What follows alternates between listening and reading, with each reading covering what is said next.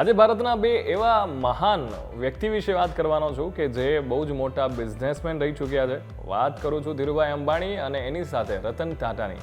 આજે બંનેની birth anniversary છે અને જો વાત કરું તો જ્યારે ધીરુભાઈ અંબાણી એમણે પોતાના કરિયરની શરૂઆત કરી રિલાયન્સ ઇન્ડસ્ટ્રીની ટેક્સટાઇલથી એમણે શરૂ કરી હતી. અત્યારે ટેલિકોમ્યુનિકેશનની સાથે સાથે ડિજિટલ પ્લેટફોર્મ હોય કે ઘણા બધામાં એમની કંપની છે એ આગળ છે.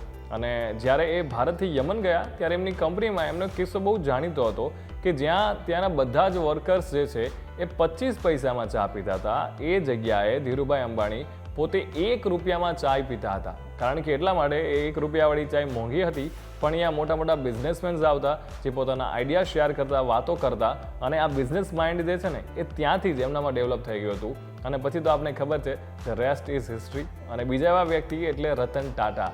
આજે એમનો બર્થડે છે અને એક મજેદાર કિસ્સો જે એમની સાથે થયો હતો એ મારે તમારી સાથે શેર કરવો છે કે 1998નો એક સમય હતો જ્યારે રતન ટાટા એમના પેસેન્જર કાર ડિવિઝન છે એને વેચવા માટે ફોર્ડના દરવાજે પહોંચ્યા. હવે પેસેન્જર કાર ડિવિઝનમાં શરૂઆતમાં ટાટાને સફળતા ના મળી અને રતન ટાટા એને વેચવાનું નક્કી કર્યું. એટલે એમણે અમેરિકન કાર ઉત્પાદક ફોર્ડ મોટર્સ સાથે વાત કરી.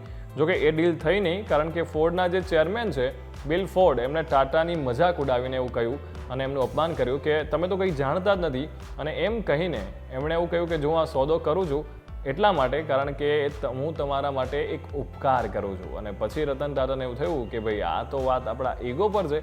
એમણે એ ડીલ ના કરી અને એટલું જ નહીં એનો બદલો પણ વાળ્યો, કારણ કે 2008નો સમય જ્યારે આવ્યો ત્યારે ટાટાએ જ ફોર્ડની 2 મોટી company Jaguar and land rover છે એને $2.3 મિલિયન ખરીદી લીધી.